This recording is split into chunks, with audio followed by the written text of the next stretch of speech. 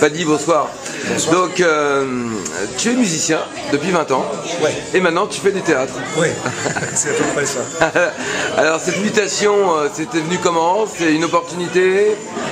Comment s'est passé cette mutation de... Mutation, Enfin, tu es toujours musicien, oui, j'étais musicien de mon plus jeune âge. J'avais fait du théâtre il y a plus de 20 ans à Dublin, en Irlande. Et je suis venu à Paris et j'ai commencé à gagner ma vie comme musicien. Donc je suis devenu plutôt musicien que comédien. Ouais. C'était pas une décision, je n'avais pas arrêté d'être comédien. Par contre, il y a 3 ou 4 ans, j'ai commencé, je dis ouais, j'aimerais bien retourner, essayer de faire côté comédie plutôt que juste musique. Et j'ai fait des stages et j'ai commencé à travailler dans des ateliers. Ouais. Donc notablement, je travaille avec Jordan Beswick, qui est un Américain à Studio VOVF à Paris. Ouais. Et depuis en français avec Françoise Roche à l'ATC.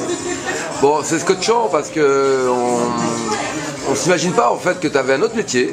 Donc c'est une réussite, Paddy. Merci beaucoup. Comment tu l'as vécu? Comment tu l'as vécu cette pièce? Je l'adore. C'est extrêmement bien écrit, c'est fascinant. Elle est difficile pourtant quand même. C'est un texte qui est difficile. Oui, et parfois je tombe dans des pièges. Mais j'ai énormément travaillé le texte, effectivement. Énormément. Il fallait. Ouais. Je le joue comme un étranger, je suis obligé, je suis étranger. Ouais, mais ton accent fait la différence. J'ai essayé d'assumer qu'il soit étranger, mais ça ne me permet pas de dire n'importe quoi. Je ne peux pas faire. Il faut que j'évite de faire des erreurs, il faut que je reste. Mais t'en fais pas, hein. Le problème. Non, ce qui est amusant, c'est de te voir avec un instrument finalement.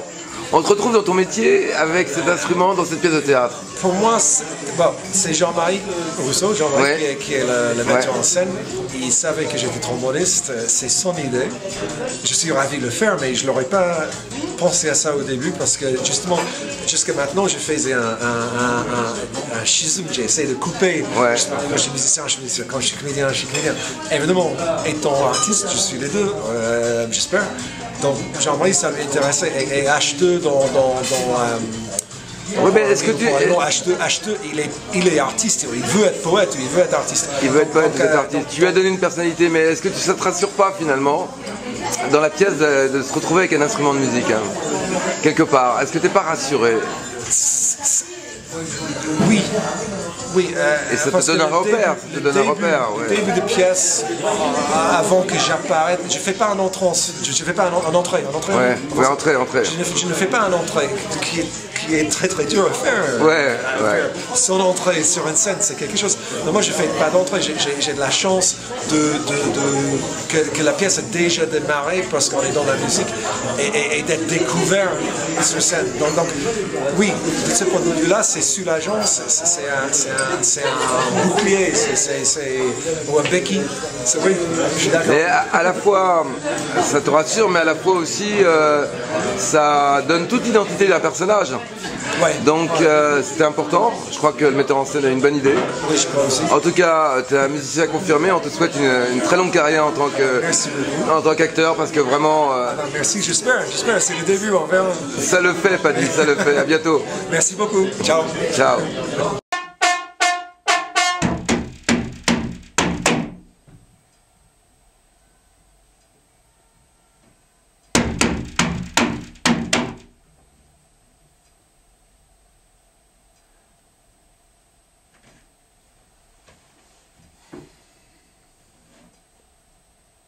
Écoute, je voulais te demander, c'est un peu pour ça que je suis venu.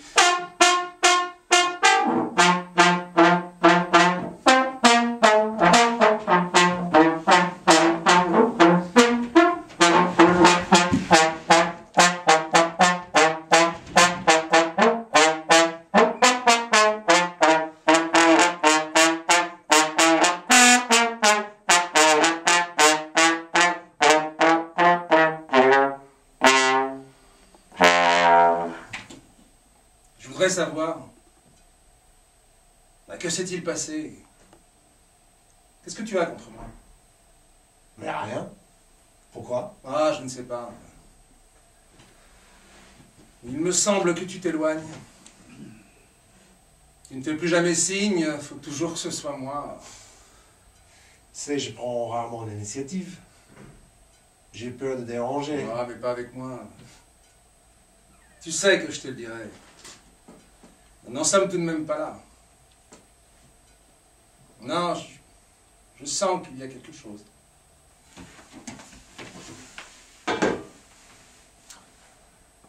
Mais que veux-tu qu'il y ait?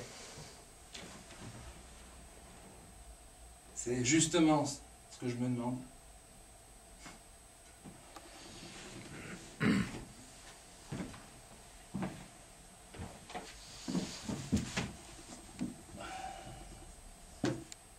Jamais, depuis tant d'années, il n'y a jamais rien eu entre nous. Rien dont je me souvienne. Moi, par contre, il y a des choses que je n'oublie pas.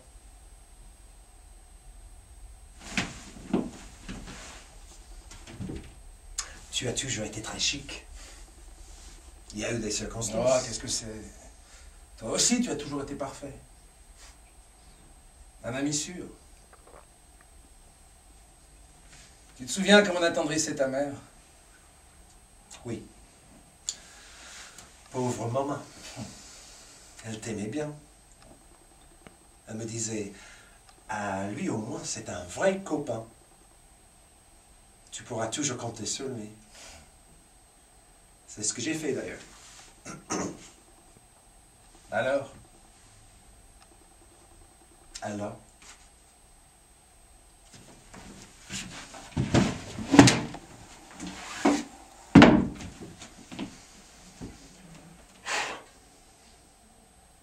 Que veux-tu que je te dise? Si, dis-moi. Je te connais trop bien. Il y a quelque chose de changé. Tu étais toujours à une certaine distance de tout le monde, du reste. Et maintenant, avec moi. Encore l'autre jour, au téléphone, tu étais à l'autre bout du monde. Ça me fait de la peine, tu sais. Mais moi aussi, figure-toi. Ah, tu vois, j'ai donc raison. Que veux-tu? Je t'aime tout autant, tu sais. Ne crois pas ça. Mais c'est plus fort que moi. Mais qu'est-ce qui est plus fort? Pourquoi ne veux-tu pas le dire? Il y a donc eu quelque chose?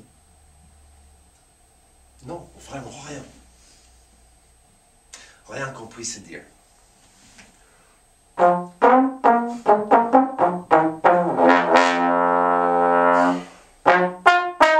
J'essaie de grimper chez toi. Je voulais me hisser là-haut, dans les régions où tu habites. Et tu m'as soulevé par la peau du cou. Tu m'as tenu dans ta main. Tu m'as tourné et retourné. Et tu m'as laissé retomber en disant... C'est bien. Ça!